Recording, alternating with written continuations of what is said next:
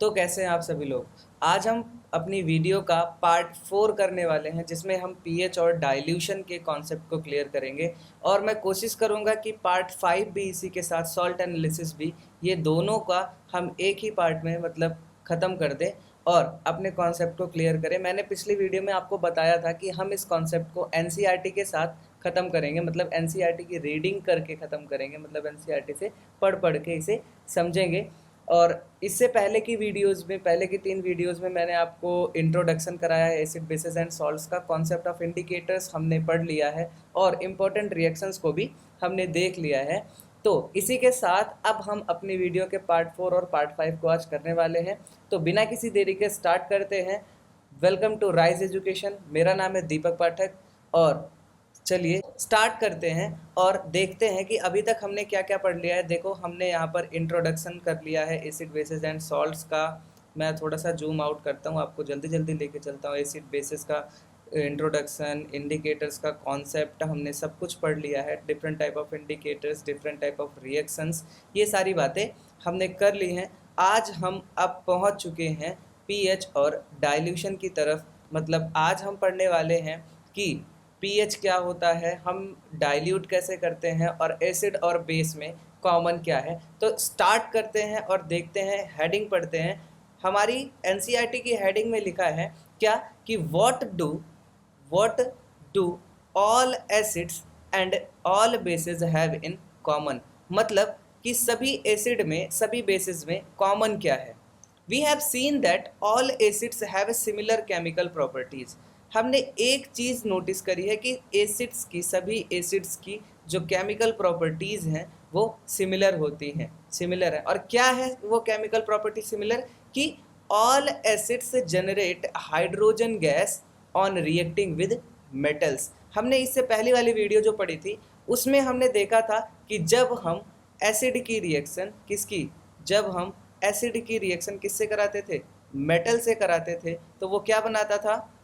वो सॉल्ट बनाता था और हाइड्रोजन गैस को प्रोड्यूस करता था। तो यहाँ पे वही बात लिखी हुई है कि जब जितने भी एसिड्स होते हैं वो हाइड्रोजन गैस और क्या प्रोड्यूस करते हैं? सॉल्ट प्रोड्यूस करते हैं। और सभी एसिड्स में जो हाइड्रोजन गैस है वो कॉमन है जब वो मेटल के साथ रिएक्ट करते हैं।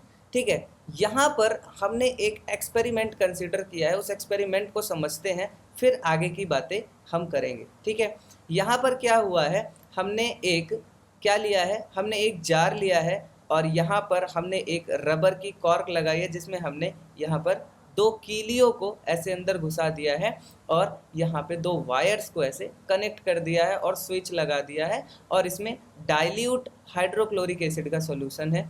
और जैसे ही हमने बैटरी को कनेक्ट किया और हमने स्विच को ऑन किया, ये इलेक्ट्रिसिटी फ्लो करना शुरू कर गई। मतलब यहाँ पर क्या हुआ, अब हम पढ़ते हैं। The bulb start glowing, the bulb start glowing in case of acids.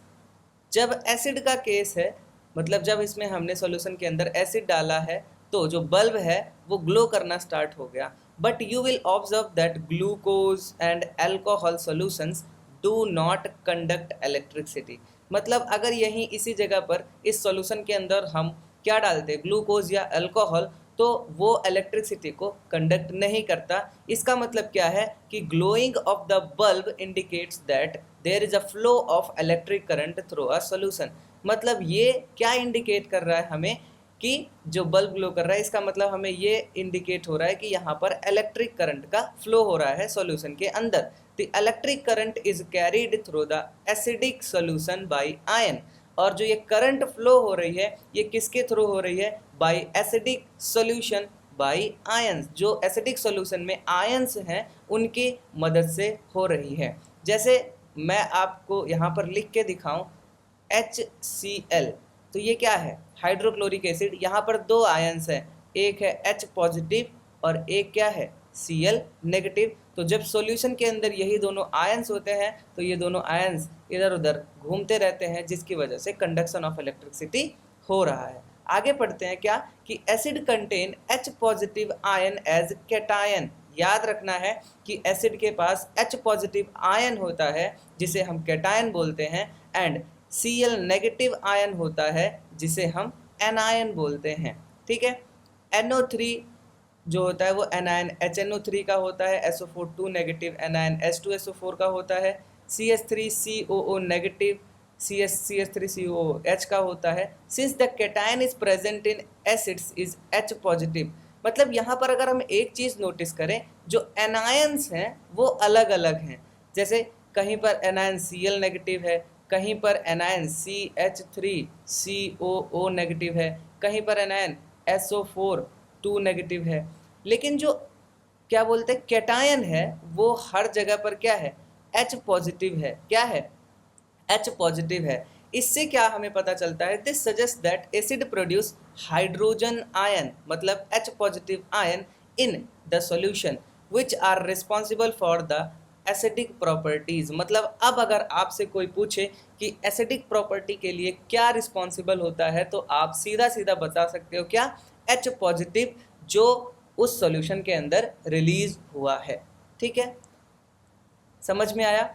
As इसी तरह से alkali such as sodium hydroxide and calcium hydroxide, ये क्या प्रोड्यूस करते हैं, OH नेगेटिव आयंस प्रोड्यूस करते हैं। कौन से ions, OH negative ions produce करते हैं, जो कि किसके लिए रिस्पॉन्सिबल होते हैं, बेसिक कैरेक्टर के लिए रिस्पॉन्सिबल होते हैं। तो एसिडिक कैरेक्टर के लिए क्या रिस्पॉन्सिबल है, H पॉजिटिव, और बेसिक कैरेक्टर के लिए क्या रिस्पॉन्सिबल है, OH नेगेटिव आयन। अब हम देखते हैं, एक सेकेंड, अब हम देखते हैं कि जब हम एसिड या बेस को वाटर सॉल्यूशन में मिक्स करेंगे तो क्या होता है। ठीक है, थोड़ा ध्यान से देखिएगा। जब हमने क्या किया, HCl को H2O में ऐड किया, क्या किया, HCl को H2O में ऐड किया, तो यहाँ पर क्या बना, H3O पॉजिटिव आयन और Cl नेगेटिव आयन बना। मैं यहाँ पे इस रिएक्शन को अच्छे से इलेबोरेट करके दिखाता हूँ आपको। जब हमने इसको H2O में डाला तो क्या बना, H3O पॉजिटिव, और इसके अलावा एनायन बना क्या, Cl नेगेटिव। मैं नीचे करता हूँ इसको, ऊपर चला गया, हाँ, H3O पॉजिटिव और Cl नेगेटिव। तो यहाँ पर क्या हुआ, एक रिएक्शन हुई, क्या हुई, एक रिएक्शन हुई और H पॉजिटिव आयन जनरेट हुआ और Cl नेगेटिव आयन जनरेट हुआ। लेकिन ये H पॉजिटिव आयन H2O के साथ कंबाइन होके क्या बना लेता है, H3O पॉजिटिव आयन, जिसे हम क्या बोलते हैं, हाइड्रोनियम आयन। क्या बोलते हैं, हाइड्रोनियम आयन। और यही हाइड्रोनियम आयन अभी पिछली बार भी हमने पढ़ा था, क्या, यही हाइड्रोनियम आयन रिस्पॉन्सिबल होता है एसिडिक कैरेक्टर के लिए। ठीक है, यहाँ पर ये बात लिखी भी हुई है क्या, कि hydrogen ions can not exist alone. जो हाइड्रोजन के आयंस होते हैं वो अकेले एग्जिस्ट नहीं कर सकते हैं, अकेले एग्जिस्ट नहीं कर सकते हैं, but they exist after combining with water molecules. ये एग्जिस्ट करते हैं कब, कंबाइन करके, किससे, वाटर मॉलिक्यूल से। Thus hydrogen ion must always be shown as H plus H2O gives H3O positive. देखो मैंने यहाँ पर लिख कर भी बताया था, मैं फिर से उस बात को लिखता हूँ, क्या, कि हाइड्रोजन आयन की रिएक्शन फिर वाटर के साथ होती है और वो बन जाता है H3O पॉजिटिव आयन। और सेम NaOH की रिएक्शन अगर हम वाटर के साथ कराते हैं तो ये स्प्लिट हो जाता है Na पॉजिटिव एक्वस, मतलब Na पॉजिटिव और OH नेगेटिव आयन। और हमने पहले भी बात की थी कि जो ये OH नेगेटिव होता है, this is responsible for basic character. ठीक है, यही रिस्पॉन्सिबल होता है बेसिक कैरेक्टर के लिए। देखो यहाँ पर कुछ और भी हमारे पास बेसेस हैं, जैसे KOH की रिएक्शन जब हमने H2O से कराई तो K पॉजिटिव OH नेगेटिव बन गया, MgOH का होल ट्वाइस में Mg2 पॉजिटिव और 2OH नेगेटिव बन गया। Bases generate OH negative in water and bases are soluble in water called alkalis. ये बहुत ही इंपॉर्टेंट क्वेश्चन असर्शन रीजन के अंदर आता है कि ऐसे बेसेस जो वाटर में सॉल्युबल होते हैं उन्हें क्या बोलते हैं, ऐसे बेसेस जो वाटर में सॉल्युबल होते हैं उन्हें हम अल्कलीज बोलते हैं। तो यहाँ पर एक स्टेटमेंट आती है, एक लाइन आती है, क्या, ऑल बेसेस आर अल्कलीज या फिर ऑल अल्कलीज आर बेसेस। क्या, ऑल बेसिस आर अल्कलीज या ऑल अल्कलीज आर बेसिस, तो इसका सही आंसर है ऑल अल्कलीज आर बेसिस। ठीक है, अब now we have identified that all acids generate H positive. अब हमने ये चीज़ देख ली कि जितने भी एसिड्स हैं वो एक्वस सॉल्यूशन के अंदर एच पॉजिटिव जनरेट करते हैं and all bases generate O H negative, और जितने भी बेसिस हैं वो ओ एच नेगेटिव जनरेट करते हैं। तो इस हिसाब से अब हमारी न्यूट्रलाइजेशन रिएक्शन क्या होती है। न्यूट्रलाइजेशन रिएक्शन हमने पहले भी पढ़ा था, एसिड को बेस के साथ मिक्स किया, क्या बना, सॉल्ट और वाटर। अब क्या है हमारी जो न्यूट्रलाइजेशन रिएक्शन है वो क्या है कि HX प्लस MOH, यहाँ पर X कोई हमारा हेलोजन एटम है और M मतलब हमारा कोई मेटल है। तो यहाँ पर जो H पॉजिटिव एक्वस है, OH नेगेटिव एक्वस है, ये दोनों मिलके वाटर बनाते हैं, और ये हेलोजन और मेटल ये दोनों मिलके क्या बनाते हैं, सॉल्ट बनाते हैं। ठीक है, हेलोजन मतलब क्या, क्लोरीन, फ्लोरीन, ब्रोमीन, आयोडीन। ठीक है, अब हम देखते हैं, यहाँ तक कुछ नहीं था। अब आती है मेन बात, प्रोसेस ऑफ डाइल्यूशन, जहाँ से क्वेश्चन आते हैं। तो ध्यान से देखिएगा, डाइल्यूट कैसे करते हैं हम एसिड्स को और बेसिस को। ठीक है, the process of dissolving an acid और बेस, यहाँ पे लिखा भी है, the process of dissolving an acid और base in water is highly exothermic, मतलब बहुत ज़्यादा हीट रिलीज होती है। Care must be taken while mixing concentrated nitric acid और सल्फ्यूरिक एसिड विद वाटर, बहुत ज़्यादा सावधानी की ज़रूरत होती है जब हम कंसनट्रेटेड नाइट्रिक एसिड या फिर सल्फ्यूरिक एसिड को वाटर के अंदर मिक्स करते हैं। The acid must always be added slowly to water, मतलब एसिड को हमेशा पानी के अंदर मिक्स करना चाहिए विद कांस्टेंट स्टीयरिंग, मतलब ऐसे ऐसे ऐसे ऐसे उसको हिलाते हुए और उसे पानी के अंदर मिक्स करना चाहिए। If water is added to concentrated acid, अगर हमने गलती क्या करी, वाटर को ऐड कर दिया कॉन्सेंट्रेटेड एसिड के अंदर, the heat generated may cause the mixture to splash out and cause burns, और इसकी वजह से क्या होगा, जो मिक्सचर है उसमें इतनी ज़्यादा हीट प्रोड्यूस होगी कि हमें बर्न्स हो सकते हैं। The container, the glass container में also break due to excessive local heating. ठीक है, तो हमें ऐसा नहीं करना है, हमें हमेशा वाटर के अंदर एसिड को ऐड करना है, एसिड के अंदर वाटर कभी भी ऐड नहीं होता है। ठीक है, सो मिक्सिंग एन एसिड और base with water results in the decrease in the concentration of ions per unit volume, इसी प्रोसेस को, such a process is called dilution. मैं इसको फिर से रिपीट कर रहा हूँ कि एसिड या बेस को वाटर के अंदर मिक्स करना, उसकी कॉन्सेंट्रेशन को कम करना पर यूनिट वॉल्यूम में, यही प्रोसेस क्या कहलाती है, डाइल्यूशन कहलाती है। ठीक है, अब हम एक चीज़ देखते हैं कि ये जो एसिड या बेस हैं ये एक्चुअली में कितने स्ट्रॉन्ग हो सकते हैं। क्या ये जो एसिड या बेस हैं ये कितने स्ट्रॉन्ग हो सकते हैं। We know how acid base indicators can be use to distinguish between an acid and base. हमने ये चीज़ पढ़ ली है कि एसिड और बेस को हम डिस्टिंग्विश करते हैं इंडिकेटर्स की हेल्प से, किस तरह से। We also have learn in previous section about the dilution, अभी अभी जस्ट हमने पढ़ा, decrease in the concentration of H positive और OH negative ions in solution, इसे ही डाइल्यूशन बोलते हैं। सो अब हमें क्या है, हमें ये पता करना है कि कौन सा एसिड कितना स्ट्रांग है, कौन सा बेस कितना स्ट्रांग है। अगर हमें कंपेयर करना हो तो a scale for measuring hydrogen ion concentration in a solution is called pH scale. अब यहीं पे इंट्रोड्यूस होता है पीएच स्केल, जो कि क्या करता है, हाइड्रोजन आयन की कंसंट्रेशन को मेजर करता है। ठीक है, और P का मतलब होता है पोंटेंज इन जर्मन, जिसका मतलब होता है पावर, और H मतलब होता है हाइड्रोजन, मतलब power of hydrogen. On the scale we can measure pH generally from zero मतलब बहुत ज़्यादा एसिडिक टू वेरी अल्कलाइन, जिसका मतलब बहुत ज़्यादा बेसिक, मतलब बहुत ज़्यादा एसिडिक से बहुत ज़्यादा बेसिक तक, मतलब कहाँ से कहाँ तक, 0 से लेकर के 14 तक।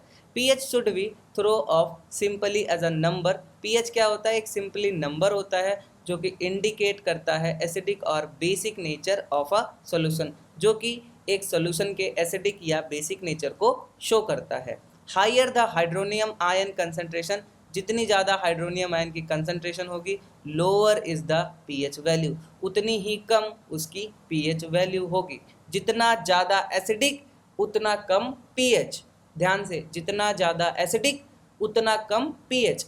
The pH of a neutral solution is 7, और न्यूट्रल सोल्यूशन का जो पीएच होता है वो कितना होता है, 7। वैल्यू लेस देन 7, अगर किसी भी सोल्यूशन की वैल्यू लेस देन 7 है on pH scale, represent an acidic solution. और तब वो क्या रिप्रेजेंट करता है कि वो कैसा सोल्यूशन है, एसिडिक सोल्यूशन है। मतलब यहाँ पर मैं आपको समझाऊं कलर चेंज करके, जैसे ये हो गई हमारी एक पीएच स्केल, ये है हमारा 7, 7 क्या है, न्यूट्रल है। ये है हमारा 14 और ये है हमारा 0।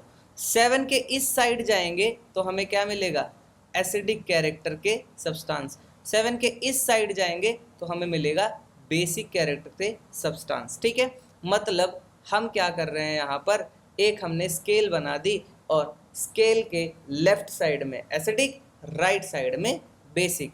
ठीक है, as the pH value increases from 7 to 14, it represents increase in OH minus ion concentration in the solution. This is the increase in the strength of alkalis, मतलब bases की strength बढ़ती है।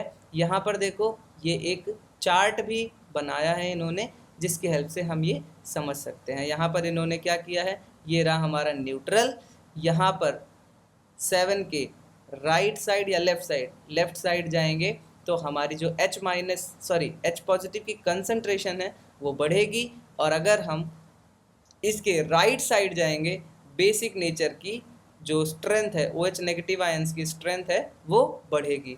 ठीक है, यहाँ पर एक पीएच पेपर भी है जहाँ पर कुछ पीएच भी लिखा हुआ है, जैसे प्योर वाटर और ब्लड का जो पीएच होता है वो 7.4, मतलब स्लाइटली बेसिक होता है। मिल्क ऑफ मैग्नीशिया, इनो जो होता है उसका पीएच 10 होता है। सोडियम हाइड्रोक्साइड जिसका पीएच 14 होता है।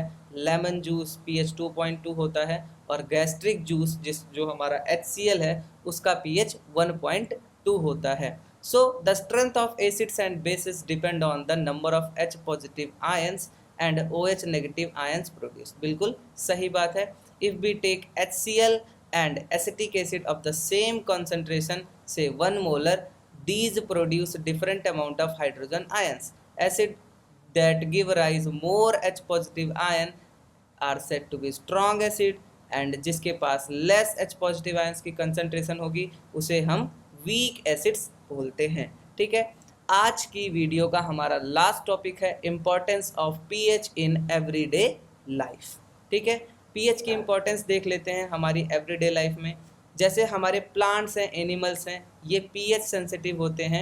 They work between the pH range of 7 to 7.8, ये बहुत नैरो रेंज के पीएच पर काम करते हैं। And when the pH of rain is less than 5.6, this rain is called acidic rain, जिसे एसिड रेन बोलते हैं। When the acid rain flows into the reverse, it lowers the pH of water, the survival of aquatic life in such reverse become difficult. अपने digestive system के बारे में थोड़ा सा समझ लेते हैं, वहाँ पर पीएच का क्या रोल है। It is very interesting to note that our stomach produces hydrochloric acid जिसका पीएच 1.2 होता है, जो कि हेल्प करता है in digestion of food without harming the stomach. During indigestion, the stomach produces too much acid and this causes pain and irritation.